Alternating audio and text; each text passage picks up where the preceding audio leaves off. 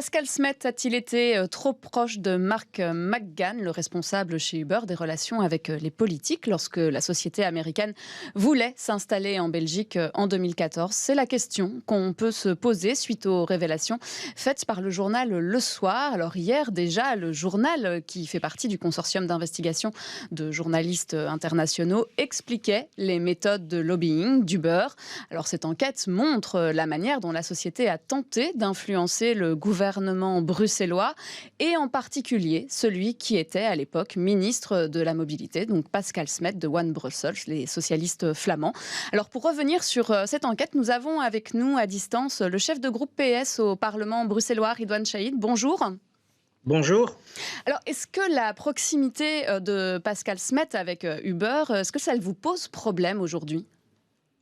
Écoutez, nous nous sommes exprimés hier dans le cadre des premières révélations qui ont eu lieu dans le journal Le Soir.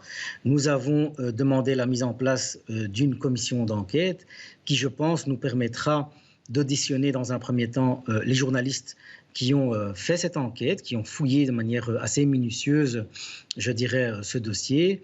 Et je pense que dans ce cadre-là, on est en droit de se poser un certain nombre de questions par rapport à effectivement la mise en place d'Uber à Bruxelles. Alors ça, c'est par rapport aux pratiques vraiment d'Uber, cette commission d'enquête que vous l'avez demandé. Le PTB, aujourd'hui, il demande aussi une audition express de Pascal Smet. Est-ce que vous rejoignez le PTB sur ce point ? Moi, je pense surtout que ce qui est important, c'est de pouvoir avoir une analyse de la manière dont Uber s'est installé à Bruxelles, la manière dont ils se sont comportés pour pouvoir imposer leur système et violer un certain nombre de réglementations bruxelloises. Je pense que ça, c'est la première des choses à faire. Et puis, je pense que c'est aussi l'occasion pour nous de tirer un trait pour que cela ne se reproduise plus aujourd'hui et à l'avenir. Et puis après, comme je vous l'ai dit, nous sommes demandeurs d'une commission d'enquête. Dans le cadre de cette commission d'enquête, on peut auditionner qui nous semble important à être auditionné. Dont Pascal Smet, donc si je vous comprends bien.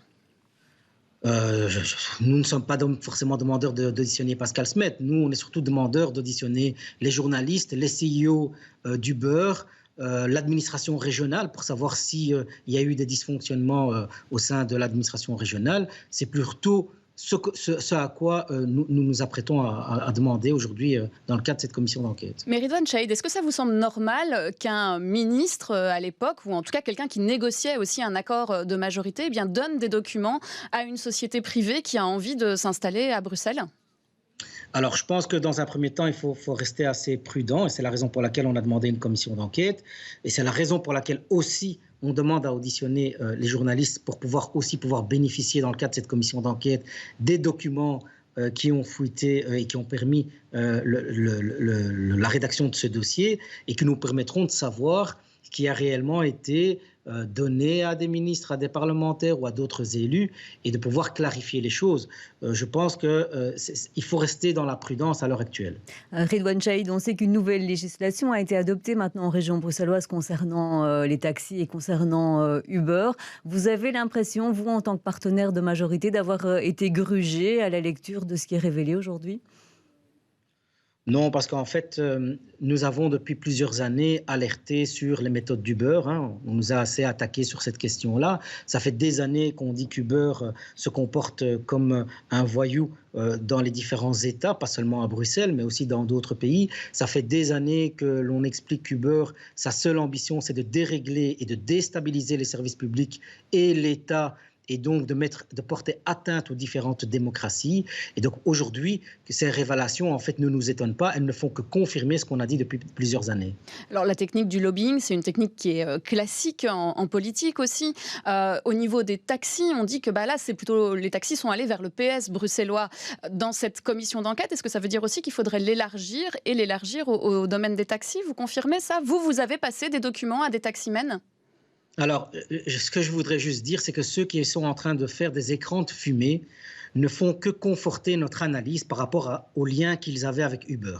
Et je voudrais dire que ce qui est indécent, c'est de comparer des petites et moyennes entreprises bruxelloises qui ont galéré pendant plus de 7 ans pour essayer de survivre et pour essayer de faire face à une multinationale qui a agi sans respecter aucune loi, qu'elle soit fédérale ou qu'elle soit bruxelloise.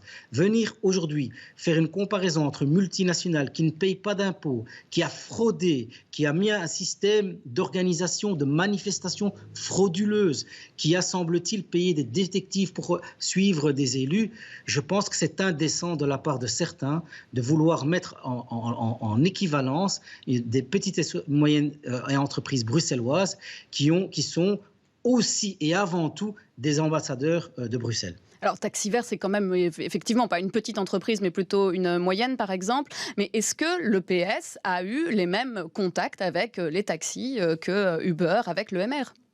Mais Madame Lullier, il y a une différence fondamentale entre avoir des contacts avec des entreprises qui demandent à vous rencontrer, qui demandent à être écoutées. C'est une chose.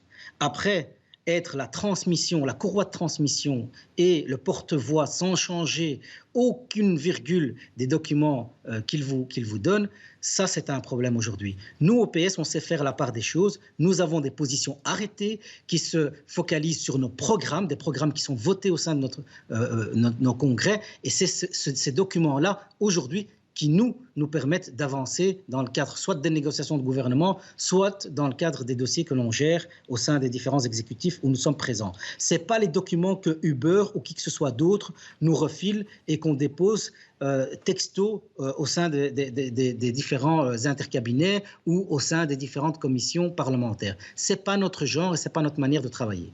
Et donc maintenant, je suppose qu'il va falloir voir avec vos autres partenaires de majorité si cette commission d'enquête peut se mettre en place. Ça sera décidé demain ?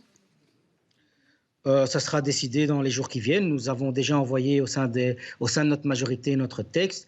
Et ce texte est pour le moment à l'analyse au sein de la majorité. Nous le déposerons ensuite au greffe du Parlement bruxellois. Et les partis politiques qui souhaitent s'y associer sont évidemment les bienvenus. Merci beaucoup Ridwan Chahid. Je rappelle que vous êtes chef de groupe PS au Parlement bruxellois. Bonne journée. Bonne journée.